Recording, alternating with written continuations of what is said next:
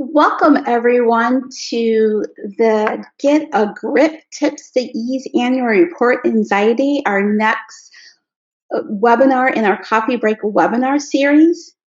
If you have been within the grant space for very long, then you will understand this distinction between what occurs in the planning phase and how you have everything laid out and how things will go when you're planning out a grant versus what it's like at implementation and when you're actually implementing. And I think in the very same vein, that occurs as well when thinking about your emotional response when you found out that you won a grant versus your emotional response when you have to complete the annual report. So, with that as context, what we wanted to be able to do today is to share some information to help reduce some of that anxiety and some of that dread around annual reporting. So, specifically, what we're hoping to do is one, provide some context around what the basic elements of an annual report are. I think providing a conceptual frame is really helpful in terms of how to approach an annual report. Then we want to be able to share out some tips and best practices in completing your annual report. And then, of course, we want to make sure that we're answering your questions. So to be able to answer your questions, just make sure to use the question function on your computer. And of course, we have with us Elise Hopes, our outreach coordinator, who will help facilitate the Q&A that's sprinkled throughout this coffee break webinar. So with that as intro, I guess I should probably introduce myself first as well. I'm Lana Rucks. I'm principal consultant of the Rucks Group. And the Rucks Group is a research and evaluation firm that gathers, analyzes, and interprets data to enable our clients to measure the impact of their work. We were formed in 2008, and over the past several years, we've worked primarily with higher education institutions and grants funded by federal agencies such as the National Science Foundation, Department of Education, and the Department of Labor.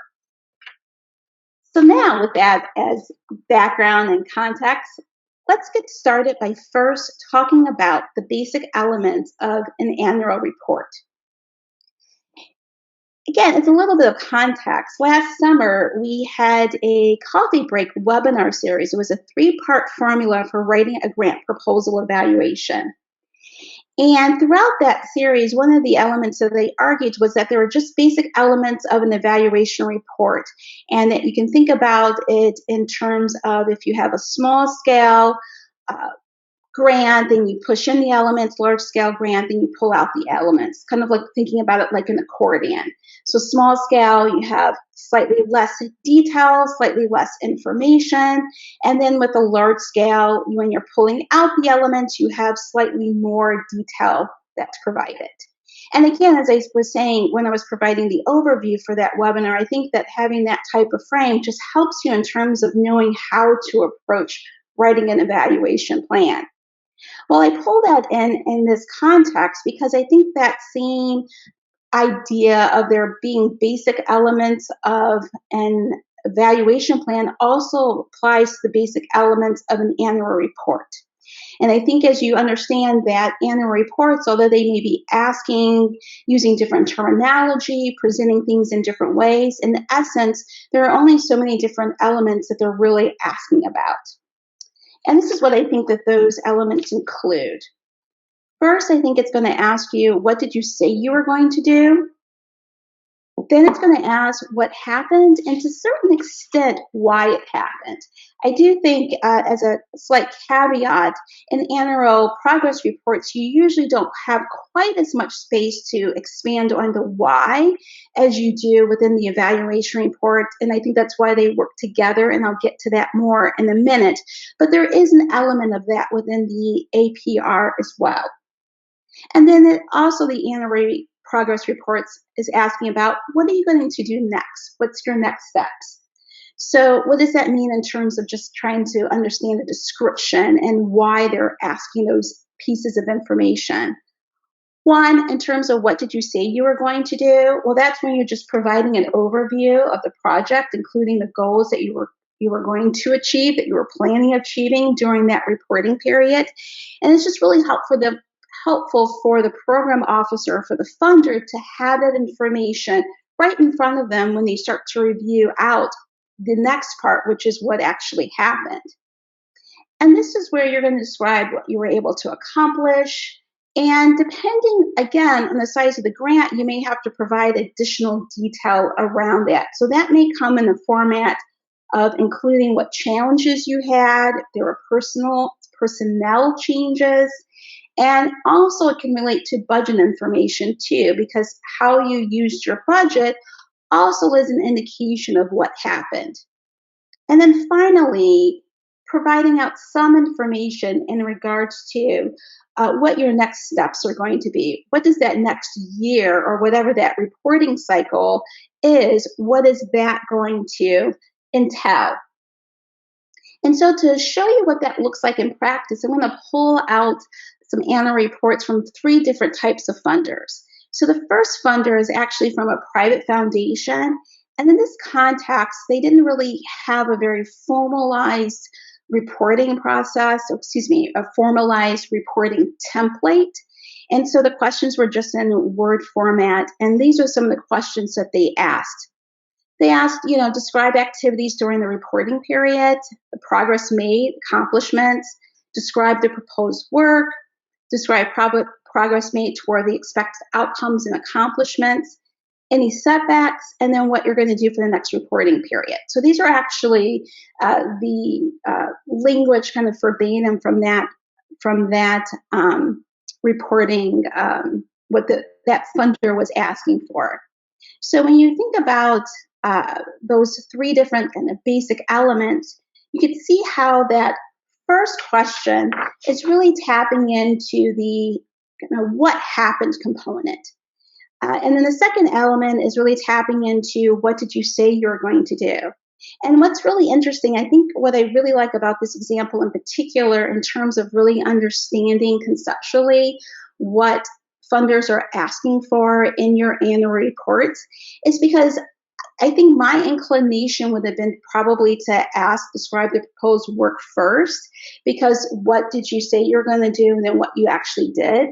And so in that reverse order, if you weren't necessarily applying that conceptual frame, it may be harder to really think about what they're asking for, or what you want to be able to provide to the funder in that response. But in understanding that what that frame is, and that they're really just asking about what did you say you were going to do, what did you actually do, and teasing that apart differently, I think that frame around those basic elements really helps in terms of being able to answer and respond to the APR. And as you can see, the final question's really tapping into that question of what are you going to do next? In a similar vein, that's the same way in terms of looking at Department of Education's grant performance reports. Now, they do have a much more formalized process, so let me give kind of the cover page that you would have in terms of your grant performance. And so in this situation, the first part's asking about what you said you're going to do, the information about the project itself that's provided. Then it's asking about budgetary information in terms of what happened. And then there's also some information at the bottom too. And again, some of this doesn't kind of map completely onto the questions, but I think in a broad way, you can think about that final question is really about what you are going to do. And then when you actually get to the grant performance information, again, it's asking about what did you do. And then there's the next portion that's asking about explanation of progress. And in this portion, you can also talk some about what you did, but you can also add in what you're planning to do as well. And while that question doesn't necessarily spark that's what they're asking for, the instruction sheet that accompanies this is where that information is provided. And then looking at the National Science Foundation's template, and again, with the Department of Education and with the National Science Foundation, both of those I'm just giving a kind of a sample of some of the questions that they're asking, and not the complete template that's provided. So they're in the National Science Foundation template. They're asking about what are the major goals, what we were trying to do.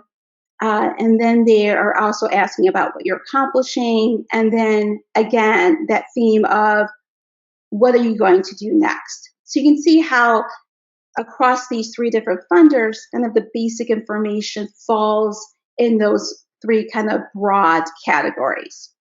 So kind of the take-home lesson from that is just in regards that annual reports can be distilled into conceptual components.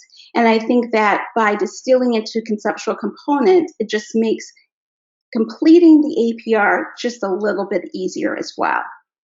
So let me pause there for a moment and see if there are any questions. Elise, are there any questions from attendees?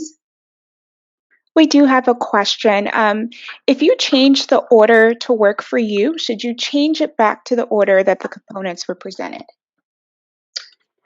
I think that's in reference to probably when I was talking about the private foundation, and I'm talking about how the ordering was not the way that I would have thought of presenting in the order, and that what you can do is kind of, if you need to flip that around to make sense for you, or that probably can be true for any of these questions, that you could answer them in the order that makes sense to you.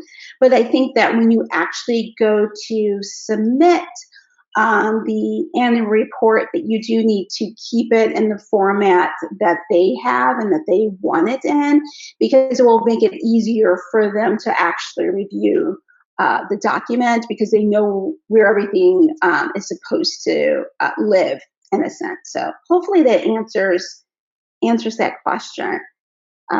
Thanks, Lana. Those are all the questions for right now. Okay, fabulous. Thank you. So let's go on and let's start talking about best practices.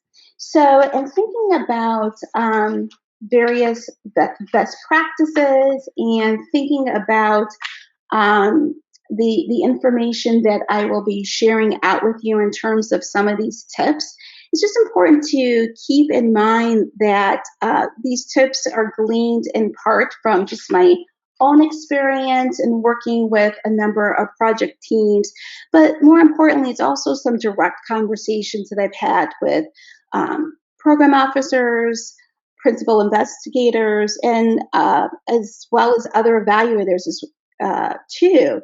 And some of these are just kind of broader themes of categories to keep in mind as either you're writing the annual report, or something to keep in mind in terms of the content for the annual report as well.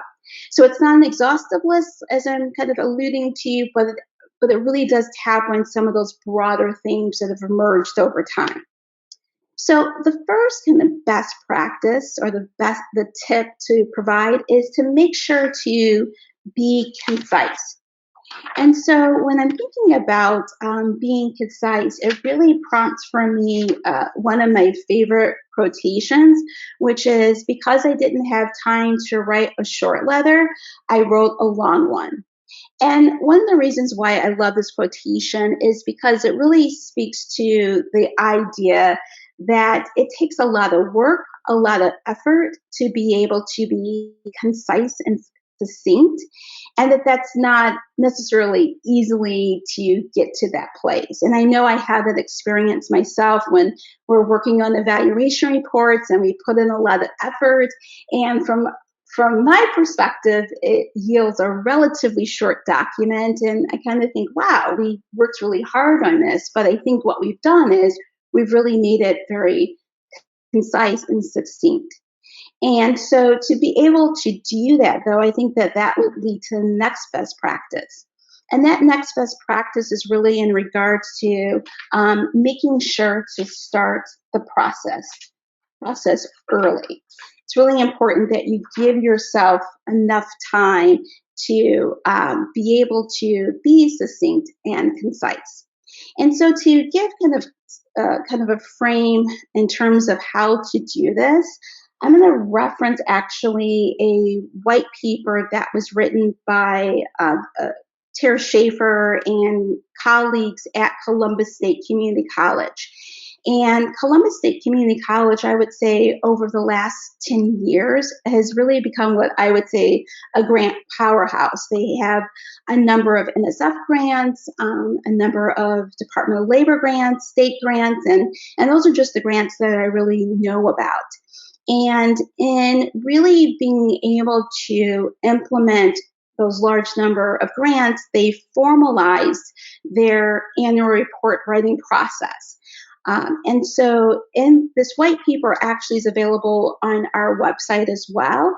But I want to highlight some of the lessons from this white paper as well in terms of thinking about the writing process for an APR. So in this paper, they argue that there are about 5 steps within the annual report writing process. And step 1 is in regards to preparation. So you want to make sure that you're gathering information out. What data do you have available that you want to be able to share in your annual report? And I think what's also really key, and Columbus State isn't the only entity that does this, and I've seen this with other entities and other colleges as well. But one of the things that they do, and I think that is really beneficial, is to make sure that everybody who is a key member on that project gets in the room together to be able to brainstorm around the annual report. I've seen instances where people have been writing more so in isolation versus writing in a group. And it seems as though that being able to brainstorm in a group is much more, really helps in terms of generating various ideas, helps also to catalyze the writing process as well. The next step is going to be in regards to writing and editing. So once you get your ideas down on paper, someone will be tasked with translating that into much more formal language, and that will get kicked back and forth internally to make sure that it's ready for submission. And that would be the next stage, is submitting. And then what's also important to keep in mind, depending on your program officer and also the program that you're responding to with your APR, is that the program officer may give you a very quick response, or the program officer may have some additional questions for you. So you want to make sure that you just give enough time to allow for that Q&A and that review before it's actually approved. And that approval piece is really important, particularly in NSF, because if you have an overdue annual report, then you may not get your additional funds for the next year. It may impact on submitting additional grants, and it may also just impact on what's occurring with other grants just overall that you may be working on. So it's important to note, just because it's been submitted doesn't mean it's necessarily been approved. So in thinking about that, let me just provide a suggested timeline for that. In thinking about doing preparation about 14 weeks before the actual due date, and then giving a few weeks, 4 to 5 weeks for writing and editing. Then you have your submission. That will give time for the program officer to review if that's needed, and then it will be accepted. So that's some thinking about in terms of being able to start early. Another best practice is just in regards to making sure to share out challenges. And I know it's really difficult in terms of being able to share out the obstacles that you're having. But I think it's really beneficial to be able to do that. And that's something that I've heard from PIs and some program officers as well. And one frame to think about why you may even have those challenges is because I often like to compare kind of research and evaluation together in terms of thinking about research, and you have your hypothesis and you develop a research questions, you test it, and then you analyze findings and you refine that hypothesis. Well, in a similar way, that happens with evaluation. And what's key in regards to thinking about this comparison between research and evaluation as it relates to annual report writing is that the implementation is where you're testing your theory. That's where you're testing your hypothesis. And so that it's not uncommon that when you're implementing a project that you are going to have to make tweaks. You're going to run into roadblocks.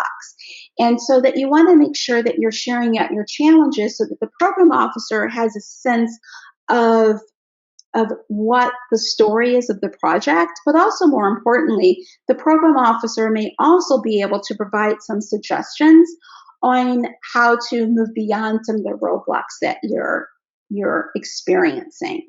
So those are the first three of six different best practices that I want to share. So let me just pause there to see if there are any questions.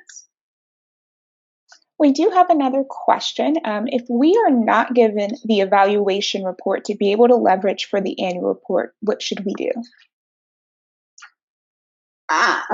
In terms of being able to have actually what's really interesting is we are going to talk about the evaluation report next in terms of one of the best practices. So I'll get to that piece right here in a moment. So let me go ahead and move on to the next portion here. So with additional best practices, actually, you're reading my mind in terms of the evaluation reports. And so something to keep in mind is just in regards to what the difference is between an annual report is and the evaluation report. And so in thinking about the annual report and the evaluation report is that the annual report probably has more required elements that you have to include in that document. And in some ways that the evaluation report is slightly less in terms of the required structure. And what that is beneficial for is in regards to being able to tell more about the story, tell more about the background of what the project is and what's occurring in the project. The other piece, too, is in regards to that the annual report is more limited in the time frame, and that the evaluation report is able to tell the entire life of the project. So the annual report may only tap into a 12-month time frame, but the evaluation report can talk about multiple years of that grant as well. And then the other piece, too, is the annual report tends to be slightly more results focused. And that is not to say that the evaluation report is not results focused, but I think that the evaluation report is results focused and also kind of why oriented.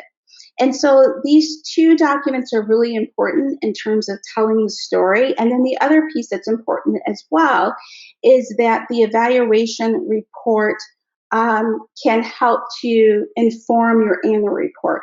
So I know that the question was asked in regards to, so if you're writing your annual report, what happens if you're not given the evaluation report? So a couple of things just to keep in mind. One, that first year, in particular, sometimes the timing between the evaluation report and the annual report may be difficult in terms of making sure that everything is syncing. But even if you're not really given a formal evaluation report, hopefully there's data that you can obtain. Hopefully also when you're having that brainstorming component with your as part of the preparation and baseline in terms of annual report writing, that you invite the evaluator in. And so they can share out, if you haven't been given evaluation findings quite yet, they can share out that information with you there. So even though you don't have the formal evaluation report, you should still be able to have access to that information, and that can actually inform the annual report. The other best practice, too, is that in regards to completing out the annual report, and this is specific to the National Science Foundation, is that you want to also refer back to the certification of effort that is completed. So one of kind of where this is coming from is that in the annual report for the National Science Foundation, there's a portion in that report that's asking for how to calculate nearest person month. And we share this information on this resource because we get a lot of questions about how to make that calculation, as well as it's the number one searched topic, the blog and information that we have, number one search topic related to nearest person month. But nearest person month that is reported in your annual report also relates back to the certification of effort. And certification effort is probably mentioned in multiple places within NSF documents, but it is mentioned in the new award or the prospect for a new reward, where they talk about on a periodic basis. Sometimes it's happening twice a year, sometimes it's every quarter, where you're certifying your effort. Just make sure that those are syncing up and referring back to your certification effort as you're actually completing out your nearest person month. And then the next and final best practice is just to remember to remove student level information. Again, you have this annual report, and in that annual report, you may want to share out real specific information in regards to what a student did and what types of scholarships they received, what have you.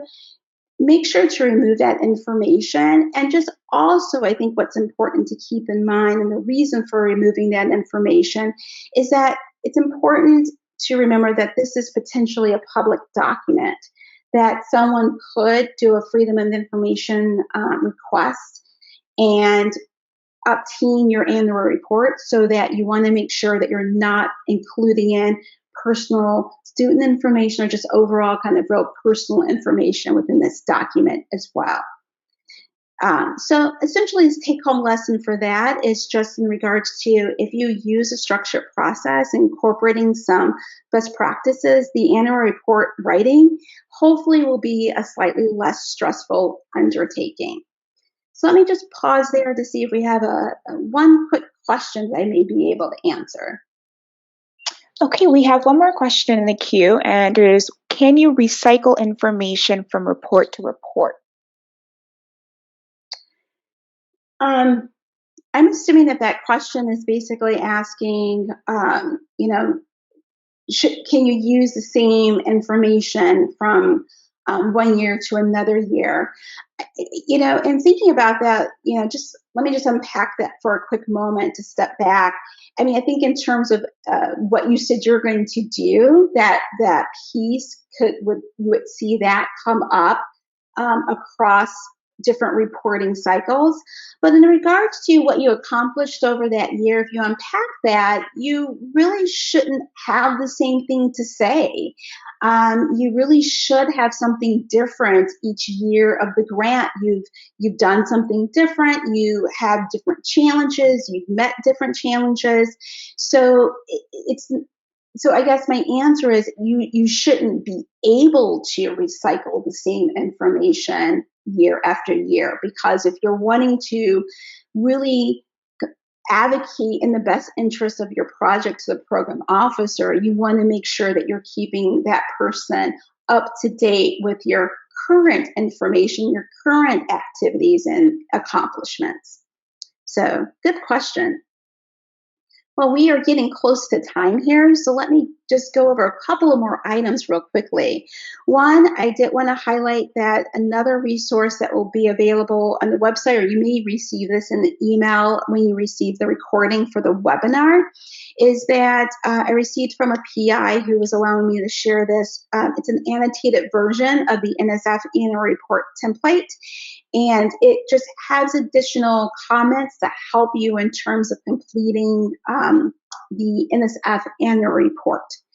Also, I do want to let you know that on June 17th, we are going to have another coffee break webinar on demystifying writing and evaluation plan.